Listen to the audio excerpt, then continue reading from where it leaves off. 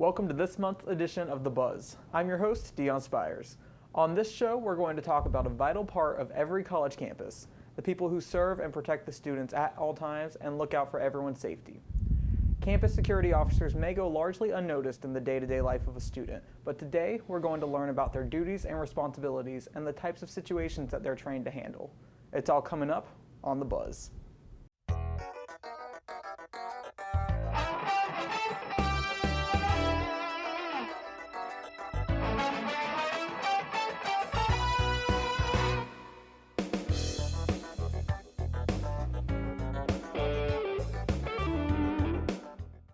In 2014, the Safe Schools Initiative was created by the Polk County Sheriff's Office in order to meet the security and safety needs of the many people that utilize educational institutions in Polk County.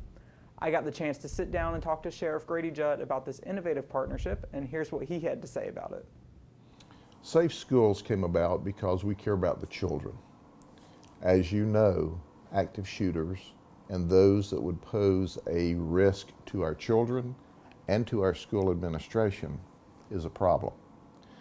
So we have been contracted by the school board, by Polk State College, and also by Southeastern College to be their director of security. And our goal is to put plans in place, to put training in place, and to create an atmosphere where children can learn and teachers feel safe. As a result, we saw our Safe Schools program growing, and we actually created a division last year of Safe Schools. That way we have infrastructure together and supervisors together that solely supervise school-related security, law enforcement, and safety practices. When you put Major Stewart and Captain Connolly together, you have the greatest combination of administration and supervision we could ever hope to have in charge of Safe Schools. As a result, they're not only dealing with issues of the day, but they're visioning and planning for the future to make sure that we keep the safest schools and that we respond to critical incidents and have the best supervision on site as soon as possible. By the virtue of having that many different contracts, we can bring them all together. And that number of students and that level of law enforcement services to schools demands that they focus on nothing other than security, law enforcement, and keeping all of our students in a great atmosphere in which to learn.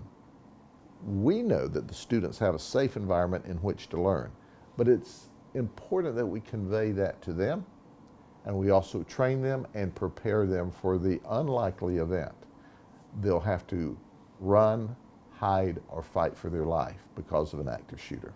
Welcome back to the show. I'm joined in studio now by two special guests who are a part of the Safe Schools Initiative. In studio, we have Major Loyd Stewart, who is the Captain Commander, and Captain Jerry Connolly, who is responsible for the colleges and universities bureau of the initiative. Thank you both for joining us today. How are you guys doing? Great. It's good to be here with you. Good. So to start off, let's let the viewers know a little bit about who you guys are. Can you tell me about your background in law enforcement and your history with the Polk County Sheriff's Department? Sure. I've been with the Sheriff's Office for about 26 years. I'm working on 26 years. And during that time, I've been able to work, obviously, in our patrol division, in our COPS, community-oriented policing, and spent a lot of time also in our Bureau of Criminal Investigation, working in our special victims units, which is crimes against children. And so got a lot of experience dealing with that. And also as a patrol captain, commander in a bureau, and we give all of the people in the Sheriff's Office an opportunity to go to education, to further their education, and so I've been able to take advantage of those opportunities in leadership schools and other learning opportunities. Excellent. I've been in law enforcement for 25 years now with 3 different agencies. My longest tenure has been with the Polk County Sheriff's Office for about 16 years. I've done every facet within law enforcement for the most part, from being a detective to a line supervisor, all the way up until my current position as a captain. And I've also been a part of the Special Weapons and Tactics team for 7 years and handled high-profile criminal investigations from homicides to armed robberies and so forth. I've also taken advantage of the educational opportunities the Sheriff's Office offers by acquiring higher degrees of education and also command schools, leadership schools, to further my prowess in law enforcement, and also mentoring those that are in the Sheriff's Office and those that I work with as well, peer-to-peer mentoring and so forth, to educate others in information that I've learned along the way. So it's been very prosperous in my career. And now you're both involved with the Safe Schools Initiative in some way. And obviously we see on the news a lot the school shootings and that sort of thing. But what are some other types of emergency situations that the Safe Schools Initiative employees are trained to handle? Safe School employees are trained to handle every critical event that they're confronted with. We handle from slip and fall, where an individual that's visiting the campus may hurt themselves. They're first responders, they respond to that and provide initial care until they can have EMS arrive. From that small of a situation to all the way up to a natural man-made disasters, which could be a terrorist attack, a natural disaster, a hurricane, tornado. We have emergency management plans and procedures in place that they are trained in. We also offer the training to faculty.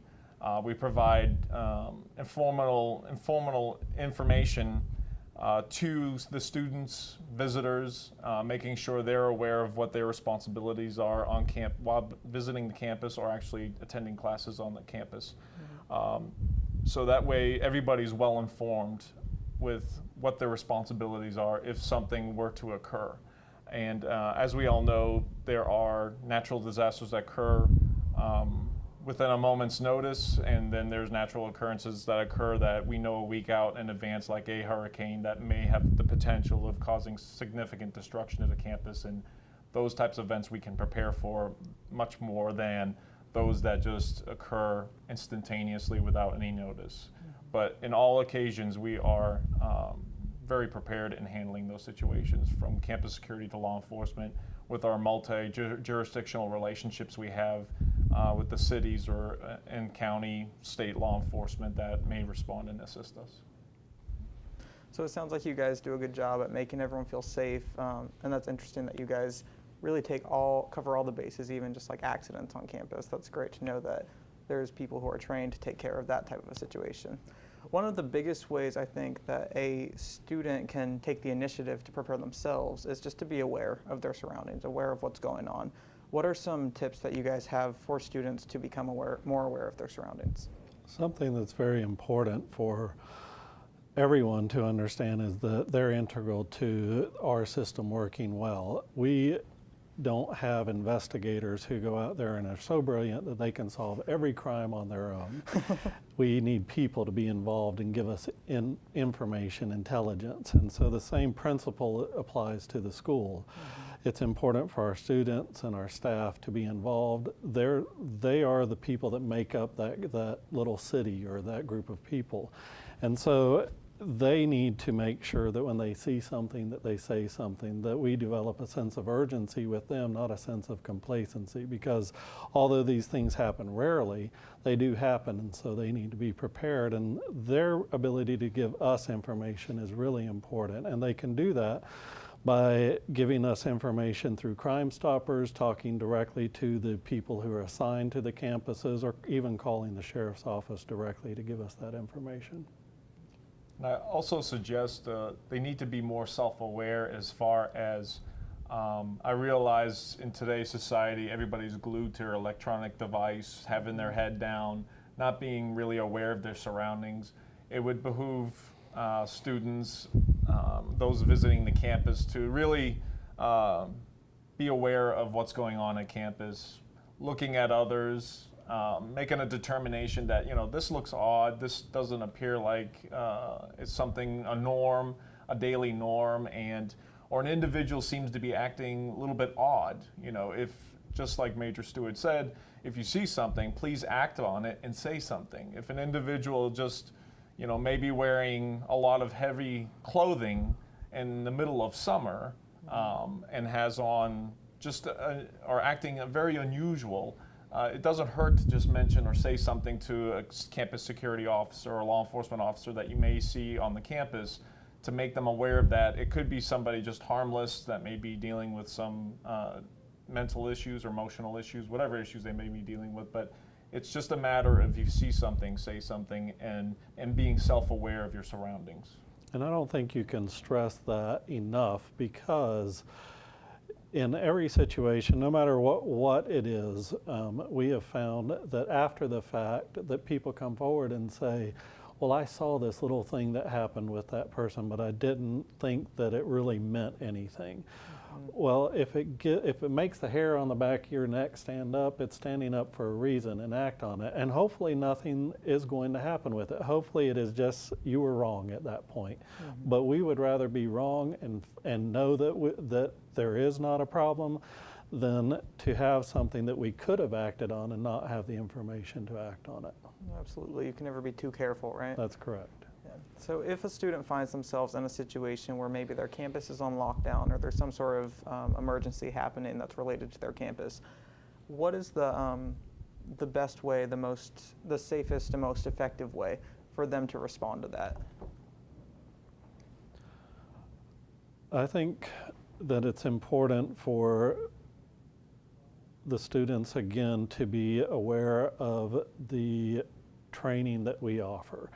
And so if you're in a situation that the campus is on a lockdown, be aware of what the training that we've put out there, because it's important. Little things like understanding that we're going to pass along information to everybody. So take advantage of the fact that we have an emergency notification system. Sign up to get those texts, sign up to get those alerts, because we're going to pass information to you that might be beneficial, whether it's a weather emergency or an active assailant on the campus, that tells you what areas of the campus that we're concentrating on, because we want people to be safe. And if you can get out of that area, no matter what it is, again, a natural emergency or an active assailant on campus, we want them to be able to get away from that campus safely. So it's important for our students and our staff to take the training that we do seriously, and to listen to the updates that we give and act on it accordingly. And if someone sees or overhears something suspicious, we kind of touched on this already, but what are the steps that they should take? Who should they get in contact with specifically on their campus? What should they do? Well, it's very vital that those individuals, depending upon what their information they're learning, definitely seek out a campus security officer, definitely seek out a law enforcement officer, or a dean of student affairs. But if it's less than severe, if it's something that they may think is trivial but somebody should know, they can approach a campus authority, a reporting authority, a dean of affairs, somebody in mental health office, any individual that's deemed as a campus authority that they can make a reporting to. But we promote pretty much to report to the campus security, because they're always there, they're always visible, and they're always around. So they're the most available resource out there. And whatever information that you convey to them, they will convey it instantaneously to their supervisor, who eventually will get to the proper authority within a short duration of time. But we want everything that anybody would deem suspicious, and just use common sense, use your own judgment, and say to yourself, if this doesn't make sense, then I need to report it to somebody. Just as Major Stewart alluded to, it could be something that's nothing, or it could be something that turns into a significant event that you may have thought in the beginning it wasn't something, but it has become something. So you can report it to a faculty member, your professor, any individual of authority within the campus environment, but don't delay. Don't take 2 or 3 days to think about it and then report it to a local jurisdiction outside of the campus, because that information may not flow as it would if you were in the campus environment itself. Right. I think, again, it's important to stress the importance of the sense of urgency that the people have on the campus, that they don't fall into that culture of complacency, because people tend to think, well, this may not be as important as what I'm thinking it is right now.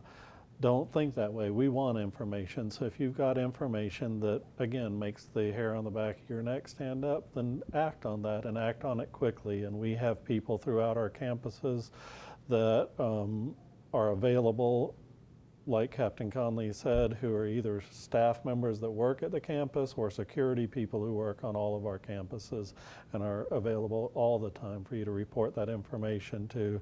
And if you want to be anonymous with the information that you're reporting, you can always report it to Crime Stoppers. Okay, that's all excellent information. I want to thank you both for being here and talking to me and letting our viewers know what they can do to be safe, and thank your department for all your services and keeping our students safe in Polk County. Thanks for having us. Coming up, I get to chat with Rick Holland, the Chief of Police at Florida Polytechnic University. Stay tuned. You're watching The Buzz on PGTV.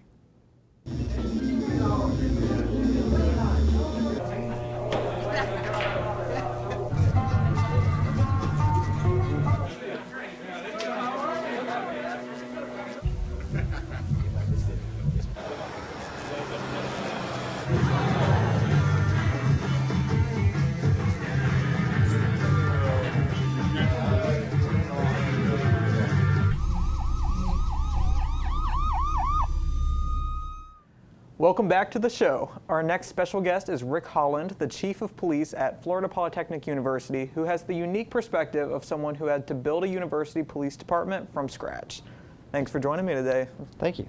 How are you doing today? Doing great. Good. Well, being that you had to build a university police department from scratch, you have to have a pretty good background in some sort of law, I'm sure. So tell me about your law enforcement background and what you've done thus far. Kind of date myself. 1986, I became a Winter Haven police officer. Worked there for about 2 years, and then I decided to go to a bigger organization. I went to the Polk County Sheriff's Office. So May of 1988 until 2014, I went through the ranks, and I spent a lot of time in investigations, supervised investigation, robbery, homicide, and undercover narcotics, all the way up to the rank of captain. And part of that 26-year cycle, I actually was able to, I was on the SWAT team, also went through the ranks and actually commanded all of emergency operations, which dealt with every aspect, from tactical medics to tactical hazmat to trauma doctors to the SWAT team, hostage negotiators, and stuff like that. And I did that for 21 of those 26 years. So now you've moved on to Florida Poly, and I'd like to give the audience a little bit of perspective on what you do there now. So what is your position now, and what was the process of building this kind of police department from scratch? Wow, there's no book, there's no directions. You can't pull it out and you can't Google it and say, hey, how do you build this, this department? We didn't have uniforms, we didn't have badges, we didn't have graphics on the patrol cars, we didn't have anything. Wow. When I first came in June of 2014, it was me and the former chief. I was hired in as a deputy chief to help build the department. So I've been from the ground up. So it was just me and the chief there for a while, and then we started scratching our heads saying, how do we do this? And then we kind of started, looking at things, and we knew we had to get security up because we had students coming in the fall. Mm-hmm. So we did actually contract security from another place, entity, until we build that foundation to at least have 24-hour coverage on the site itself. So that was challenging because you really don't have buy-in when you're hiring or contracting out services for your university. They're not employees of the university, so they really don't have their heart and soul. So then we realized that, well, we really like to hire some of the better ones that we've had from the contract and let them become our own employees. Now, there are 3 different types of officers from my understanding on a college campus. Public safety officer, a police officer, and contract security. Okay. What's the difference between those 3, and what is the advantage to hiring one over another? Contract security is basic. All they do is watch, report, and document. Okay. Public safety officers are employees of the university, which is very unique in the fact that you have buy-in. When you have your own employees, they believe in that culture and they believe in that process. So they're going to give you their heart and soul. Contract security, they're there, maybe 1 or 2 days, and then they get transferred to another site. So you have a constant, rotation of personnel. The community, the students can't identify with an individual because they might be there 2 days and then they're gone. With a public safety officer, they're there every day. They see them every day. They interact with them. They know their name. With police officers, just as well, very unique in the sense that we have a small community. I mean, that's how I look at it. And knowing people's names, is not a bad thing. I mean, I've had students and parents, how do you know my son's name? And it's like, we know most all of them because we're still small. Right. Eventually, we probably won't know everybody, but the interaction, it's a true community service, community policing model. College is a very stressful time. Definitely. They're first away from home, they're trying to branch out, cut the umbilical cord from their parents, and then the stresses of, I got to get up, I got to go to class, the classes that they're taking, calculus and all these other things are very stressful in a sense. And then you throw a bad relationship in there, and then it's a recipe for disaster. Yes. So we want them to actually come over and talk to us, which they do. So being that you guys are a smaller campus, a smaller school, smaller student body, that is very important to have that relationship. How big is your staff compared to a typical staff on maybe a bigger campus, and what are their responsibilities to keep the students safe? Usually, the national standard is 2 officers per 1,000 students. We're a little under that right now, but we're still, like I said, we just got the approval to hire 2 more. So we're trying to play catch up. Of course, a lot of these other universities have been established for years and years, so it took them a while to get there, and most of them are still not at the national average. So I feel very confident that we're moving in the right direction. We are so small that we can have that interaction. We have a lot of, we provide services such as escorts. If they're lazy, if it's raining, if it's too hot out, all they have to do is call the police department. We'll actually take them from building to building, which is a great personal touch, because as the officers taking them to their dorm or for lunch, they're interacting. Hey, how's your day going? How are you doing? My name's Rick. My name's Sally. My philosophy, along with all the other officers, I don't have any rookies up on. I mean, we have over 100-something years of experience. Most of my officers are retired from, I have one from Lakeland Police Department, 28 years. My deputy chief is 25 years retired lieutenant. So all my personnel are retired police officers. They're still young. They still want to get out and be energetic and make a positive difference in somebody's life. Definitely. So students can definitely feel safe knowing that you guys all have that background and Correct. no one's brand new. Correct. Our guests in the first half of the show from the Sheriff's Department made it pretty clear that the officers on college campuses, they go into action whether it be like a active shooter emergency, or it could be even just a natural disaster like a hurricane or something, a tornado. They're going to be there to help. What is one of your biggest fears about something that could happen on the campus? What are you most? Well, the burden that I carry every day, along with other officers that work for me, is the entrustment that the parents have. They've entrusted, their live person that they're trying to make, better in society, and there's a first step into their future to make them safe. So we're always vigilant. The worst nightmare I think any police chief on any university setting is that active shooter scenario, but we train for that. We do scenarios all the time. We interact with other agencies. We have them come up. In fact, in May, I'm also an instructor for the Kenneth Thompson Institute of Public Safety, which is Polk State College. Been out there doing that for 20-some years. I'm actually bringing a class up on campus, so that'll give me 30 police officers at one given time, just to go to class Monday through Friday. So with that, also the unique ability to interact with the students as well. See something, say something. You have one of your roommates that has been chipper all these days, and all of a sudden now he's in finals. He's got his girlfriend broke up with him. All these different stressors. Now you see his whole attitude change.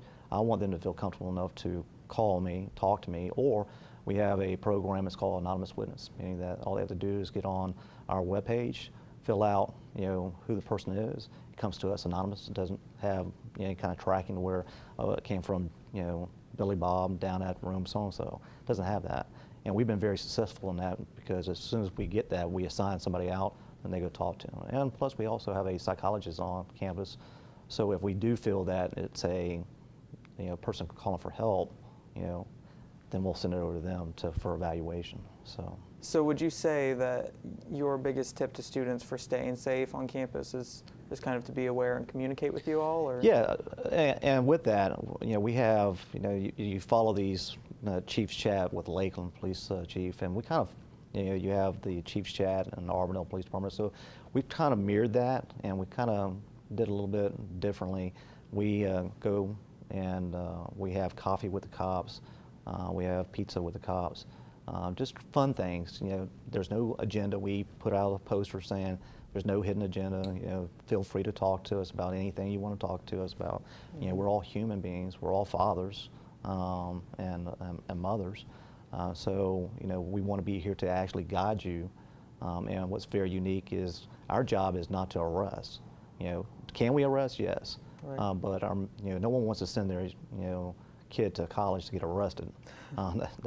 So we pretty much I feel this is a very good opportunity to actually give back, where we can see that individual from as a freshman all the way until he walks out. Yeah, maybe he made a couple of mistakes. Maybe he was drinking underage. We have a referral system, so it's kind of like going to the principal's office.